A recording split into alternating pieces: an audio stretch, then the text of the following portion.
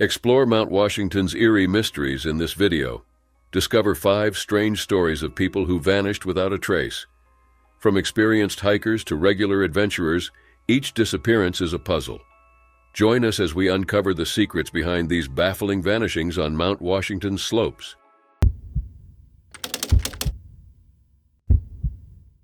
Giuseppe Musto, a 75-year-old resident of Roslindale, Boston, vanished on May 8, 2022. He left his home early in the morning and drove to Mount Washington State Forest. Musto, standing at 5 feet 5 inches tall and weighing approximately 200 pounds with gray hair, went on this trip alone. His disappearance followed a series of family tragedies, including the loss of his grandson. Despite extensive search efforts by state police and community members, Musto remained missing, leaving behind a cloud of uncertainty and unanswered questions. Giuseppe Musto lived a quiet life in Roslindale, Boston. He was a devoted family man who had experienced his fair share of hardships, especially with the recent passing of his grandson. The grief weighed heavily on Musto, and he often sought peace in the outdoors. On the morning of May 8, 2022, Musto left his home without informing anyone of his plans. It was a typical morning, with Musto slipping out unnoticed, possibly seeking solace amidst the trees and wilderness of Mount Washington State Forest. He was still silently grieving the loss of his beloved grandson, and that is what probably ultimately drove him to be alone even for a brief moment.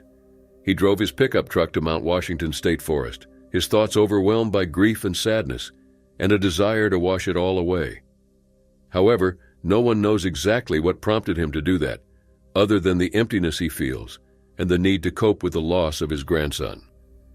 Upon reaching the state forest, he got out of his pickup truck and decided to take a short walk, until a tragedy occurred that left everyone questioning. As the hours passed, Musto's absence was noted by his family, sparking concern and prompting a search effort. State police, park rangers, and local authorities joined forces to comb through the vast expanse of Mount Washington State Forest. Aircraft and all-terrain vehicles, ATVs, were deployed in hopes of locating Musto, but the dense foliage and rugged terrain presented challenges. Despite their efforts, Musto remained elusive, his whereabouts surrounded in mystery. Theories circulated among investigators and the community, ranging from the possibility of Musto getting lost to potential foul play. Each theory only added to the complexity of the case, leaving more questions than answers. Days have passed already, but there was still no sign of Musto. The search efforts continued relentlessly, with Musto's family clinging to hope for his safe return. Missing posters were plastered across the city, and appeals were made to the public for any information regarding Musto's whereabouts. However, as time passed, the optimism faded away, replaced by a sense of resignation. Musto's disappearance left a void in the hearts of those who knew him, a void that seemed impossible to fill. The disappearance of Giuseppe Musto remains a perplexing mystery, with no clear resolution in sight. Despite the best efforts of law enforcement and the community, Musto's fate remains unknown. What if Musto had simply sought peace in the wilderness, hoping to find peace amidst nature's embrace? What if he had encountered unforeseen dangers, succumbing to the harsh realities of the forest? The questions linger, haunting those left behind. As the investigation into Musto's disappearance continues, one thing remains certain: the search for answers will not cease until Musto is found. Stefan Sue, a young man from Dracut, Massachusetts, disappeared into the snowy expanse of Mount Washington on March 10, 2023.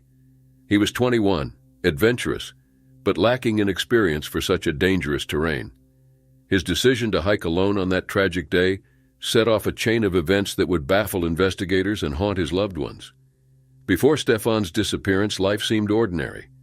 He lived in Dracut, a small town in Massachusetts, where he worked odd jobs and spent time with friends. But Stefan had a yearning for adventure, a desire to explore beyond the familiar confines of his hometown. So, when the opportunity arose to hike Mount Washington, he seized it eagerly. On the morning of March 10th, Stefan bid farewell to his family and set off on his solo trip. His car, a Honda Civic, carried him to the base of the mountain, where he parked at Pinkham Notch Visitor Center.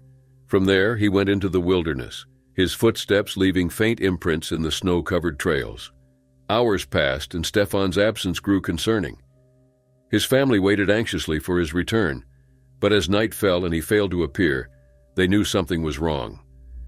Frantic calls to his phone went unanswered, adding to the mounting dread.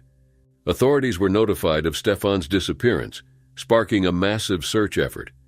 Fish and game conservation officers, U.S. Forest Service snow rangers, and volunteers searched the mountain everywhere, braving the biting cold and whipping winds in search of any sign of him.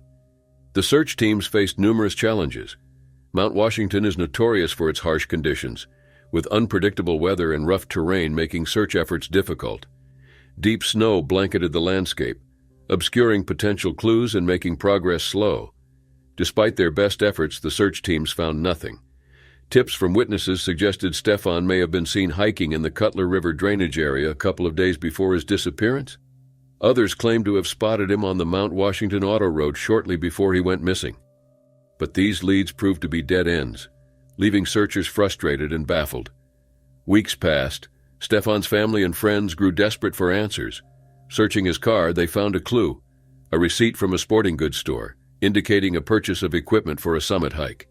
This discovery sent chills down their spines, realizing Stefan may have been ill-prepared for the mountain's harsh conditions. Compounding their worries was Stefan's history of mental illness. His family revealed that he had struggled with mental health issues since his teenage years, raising concerns about his state of mind at the time of his disappearance. Could his mental health have played a role in his decision to hike alone? It was a troubling question that added another layer of complexity to the investigation.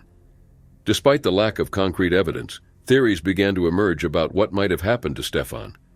Some speculated that he may have become lost or injured while hiking, unable to find his way back to safety. Others feared he may have succumbed to the elements, alone and afraid in the harsh wilderness. But as the days stretched into weeks, the truth was still elusive. Stefan's fate remained a mystery, leaving his family and friends with more questions than answers. As the seasons changed and time marched on, the memory of Stefan Sue lingered in the hearts of those who knew him. However, amidst the uncertainty and despair, hope remained. Hope that one day Stefan would be found, and his loved ones would finally have closure. Until then, they clung to memories of happier times and the belief that somewhere, somehow, Stefan's spirit still roamed the mountains he loved so dearly.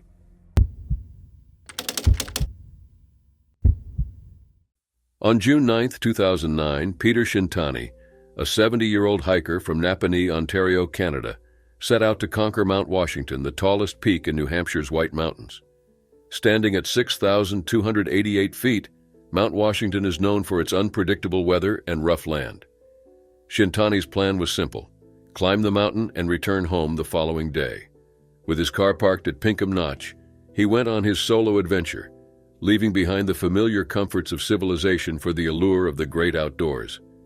As Shintani went into the wilderness alone, he was greeted by the towering trees and rocky trails that characterized the landscape of Mount Washington. The air was crisp, carrying the scent of pine and the promise of adventure. Despite the challenges that lay ahead, Shintani pressed on, fueled by a sense of determination and excitement. However, as the hours turned into days, concern began to mount among Shintani's loved ones. He had not returned as expected, and his absence was noted with growing unease. Days turned into weeks as the search for Shintani intensified. Over 70 rescuers, including a New Hampshire Army National Guard helicopter, combed the mountain in search of any sign of the missing hiker.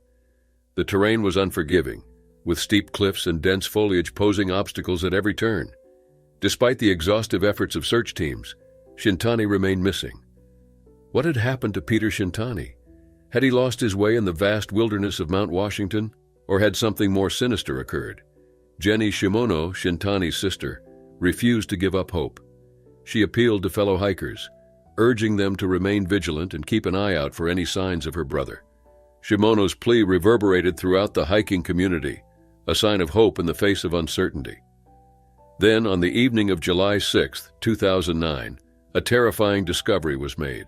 Hikers stumbled upon a body off the Lion's Head Trail, concealed among the rocky outcroppings. It was a painful discovery, one that brought a mixture of relief and sorrow. The body was identified as Peter Shintani, bringing closure to the search that had gripped the mountain for weeks. The details surrounding Shintani's disappearance and death still remained covered in mystery. How had he ended up off the beaten path, hidden from view? What had happened in the days leading up to his tragic death? As investigators pieced together the events that had unfolded, they were left with more questions than answers. For those who knew Peter Shintani, the loss was profound. He had ventured into the wilderness seeking adventure, only to meet his fate on the unforgiving slopes of Mount Washington. His memory would live on in the hearts of those who loved him, even though he would never be with them again.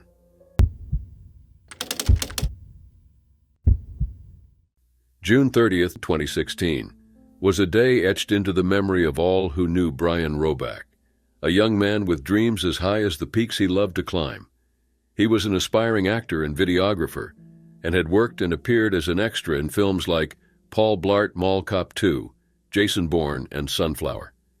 He graduated with a film degree from the University of Nevada in Las Vegas. He also played King Nebuchadnezzar at the 2014 Forever Faithful International Camporee, and lots of people loved him for that role. He had already made several promotional videos for Big Lake Youth Camp, and all of his achievements promised a very bright future. However, everything changed for the worse one tragic day. It started like any other day at the Big Lake Youth Camp, where Roback worked as a videographer and media director.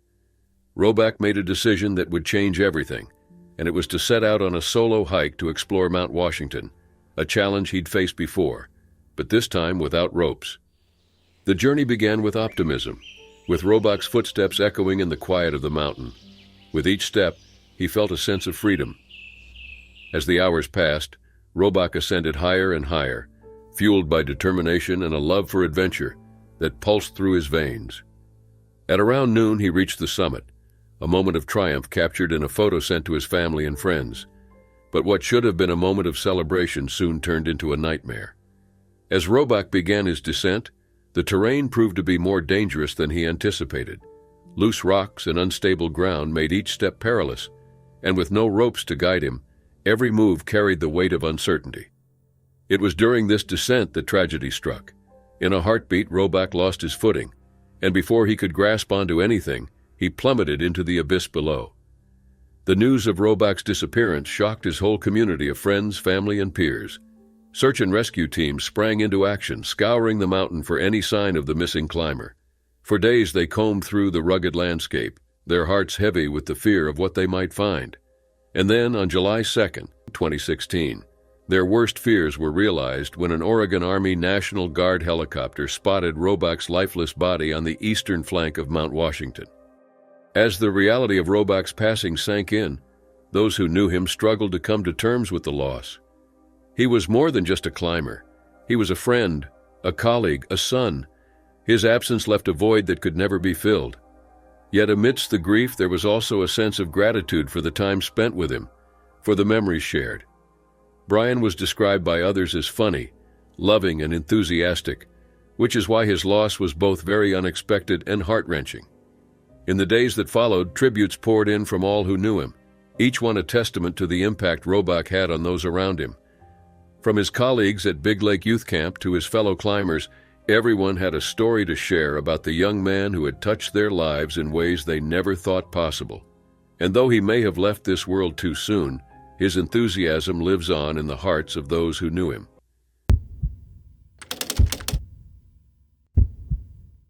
James "Jimmy" Watts, a 24-year-old avid mountaineer from New York, met his untimely demise in an avalanche while solo ice-climbing Pinnacle Gully in Huntington Ravine on Mount Washington, New Hampshire. The events leading up to, during, and after his tragic death paint a picture of a skilled climber whose passion for adventure ultimately led to his downfall. On March 1st, Jimmy went on what would be his final climb, leaving the Harvard Mountaineering Club cabin near Huntington Ravine with the intention of climbing multiple gullies. He was well equipped, carrying a pack containing all the necessary gear for retreat, including a 60-meter rope, harness, and anchor building materials for ice and rock. Despite his preparations, Jimmy chose to tackle the dangerous terrain alone, a decision that would prove fatal. It is believed that Jimmy first climbed the ice pitches in Odell Gully before descending into South Gully and heading up into Pinnacle. Approximately two-thirds of the way up the route, on what would be the second pitch for a roped party, Jimmy triggered a slab avalanche. The avalanche released in the upper portion of the second pitch of the ice climb, just below a narrowing formed by exposed rock in the gully. The crown line was about 20 to 30 feet uphill from where Jimmy was at the time. The avalanche, though not large, proved deadly, carrying Jimmy downslope. He was found by another climber halfway down the fan, a talus slope in the lower portion of the ravine. Despite efforts to revive him, Jimmy was pronounced deceased. The cause of death was determined to be internal injuries caused by his fall rather than suffocation or burial. Jimmy's tragic death was extremely bad news that circulated through the mountaineering community, especially among his friends and fellow climbers.